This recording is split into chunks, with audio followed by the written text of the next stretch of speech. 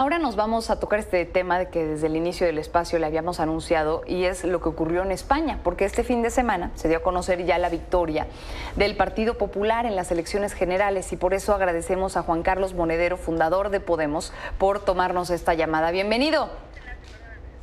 Muchas gracias. Me hace gracia que hablen del hombre más rico del mundo y luego hablen de Monedero, pero bueno, son casualidades de la vida. Cuéntenos, por favor, ¿cuál es el panorama que se está viviendo en España después de estas elecciones? Algunos dicen que los resultados fueron hasta cierto punto sorprendentes. Fueron sorprendentes porque la campaña electoral, una campaña adelantada, pasó sin pena ni gloria. Fíjense que estoy ahora mismo aquí en México acompañando un poco el proceso de sucesión de López Obrador y me encuentro actos, hace un rato he visto un acto de Adán Augusto lleno de gente, ¿no? En Morelos. En España los actos estaban prácticamente vacíos, ¿no? No había calor, ¿no? Y sí, lo que había era como la expectativa por parte de la derecha de que iban a arrasar. Y por parte de la izquierda una cierta resignación. Claro, hoy ya ha cambiado las tornas, ¿no? Es la izquierda la que puede gobernar y es la derecha la que está en una suerte de decepción, una suerte de depresión profunda porque no pueden gobernar. Juan Carlos, ¿hay alguna posibilidad de que la derecha se haga con el gobierno en España o está completamente descartado y más bien veríamos pues la alternativa de que llegue Sánchez nuevamente o de que el rey llame a nuevas elecciones? Las nuevas elecciones creo que es un escenario muy poco probable, porque dependería de que las fuerzas de la izquierda o las fuerzas democráticas no fueran capaces de ponerse de acuerdo. Y por tanto abriría el paso a la extrema derecha. Junts per Catalunya, que es la derecha independentista, parece muy poco comprensible que le diera paso a quienes durante la campaña electoral les han señalado como los enemigos a meter en la cárcel, ¿no? Entonces, no parece lógico que tú permitas que regrese un partido al gobierno que te quiere encarcelar. Es verdad que la situación no es sencilla. Pedro Sánchez tiene que reeditar el gobierno de coalición, que es un gobierno donde las fuerzas nacionalistas van a aumentar su demanda, donde tanto Bildu, el partido independentista vasco de izquierdas, como Esquerra Republicana de Cataluña, partido independentista de izquierdas, van a, ya digo, aumentar su demanda, y hay que añadir una que es un poco más compleja, que es la de Junts per Catalunya, cuyo líder, Puigdemont, está huido de España y está perseguido por la justicia. Por cierto, es importante entender que también en España hay un partido judicial que hace política sin presentarse a las elecciones. Y hoy mismo han puesto en marcha una orden de detención contra Puigdemont que tiene como único objetivo enredar, enturbiar la posibilidad de este gobierno de coalición. Pero ya digo, creo que es un escenario muy poco probable que haya una repetición de las elecciones. Si no hay repetición, querría decir que viene una época entonces de negociación, de diálogo, y quiero preguntarle a propósito de ello, pareciera que se dividieron los votos entre centro derecha y centro izquierda, pero que partidos más extremos como Vox perdieron un poco de apoyo. ¿Qué opinión le merece esto?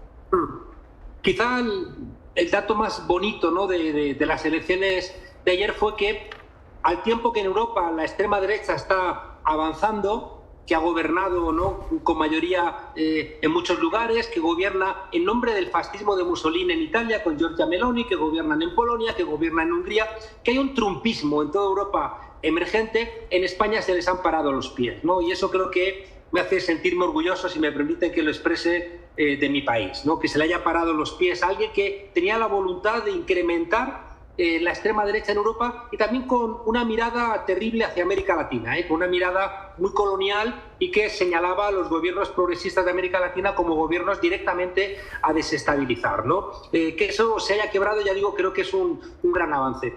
Sin embargo, lo que es real es que la derecha ha crecido, por tanto no nos engañemos al respecto, han crecido, han sacado un mejor resultado. El bipartidismo ha crecido. Lo que pasa es que es cierto que el bipartidismo en España se ha acabado, ¿no? Es verdad que han crecido hasta el 64%, creo recordar, tenían una proporción mucho menor, pero no pueden gobernar en solitario ninguno de los dos, ¿no? Y por tanto hay que asumir que en España hay dos grandes bloques. Es verdad que hay un bloque de centro izquierda y un bloque de centro derecha, pero que en el caso de la izquierda, con la tensión de lo que ahora es Sumar, que antaño era Unidas Podemos, pues han hecho políticas muy progresistas, ¿no? Desde una ley de eutanasia a unos expedientes de regulación de empleo, la subida del salario mínimo, que estaba en 735 euros, ha pasado a 1.080 euros, tope al precio de los alquileres, un tope al precio del gas, un impuesto a los ricos. Es decir, que con un gobierno del centro-izquierda con la izquierda, en España se ha empezado a superar el modelo neoliberal. En cambio,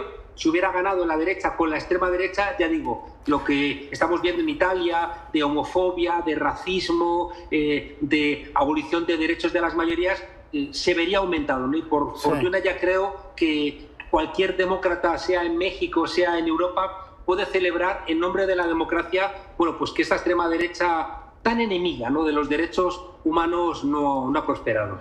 Y que ha hecho su aparición cada vez pues más descarnada, más abierta. De hecho, Juan Carlos Monedero, seguramente te ha tocado apreciar cómo en México tenemos cada vez más abiertas manifestaciones de esa extrema derecha también.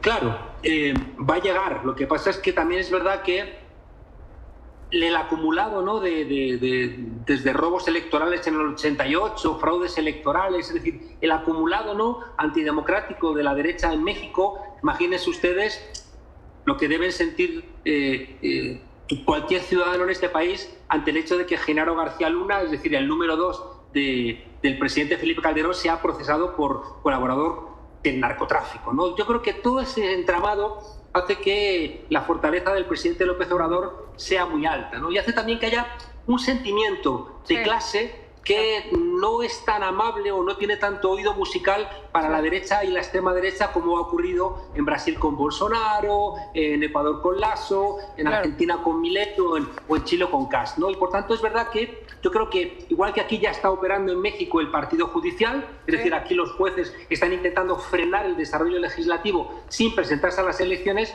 creo que aquí también llegará, más temprano que tarde, un representante de esta extrema derecha. Fíjense ustedes que el Yunque, que es una organización mexicana, es quien financia a Vox, que es el partido de la extrema derecha española, y por tanto conexiones ya existen. Así es. Pues muchísimas gracias, Juan Carlos Monedero, por esta breve llamada. Hay muchísimos temas que tocar, pero que sea lo mejor para España. Muchísimas gracias. Ojalá igual para México, y le diría que he visto a Xochitl cruzando los brazos, ojalá ningún dirigente cruce los brazos, que hay mucho que hacer. Un abrazo fuerte. Muy bien, gracias, Juan Carlos Monedero.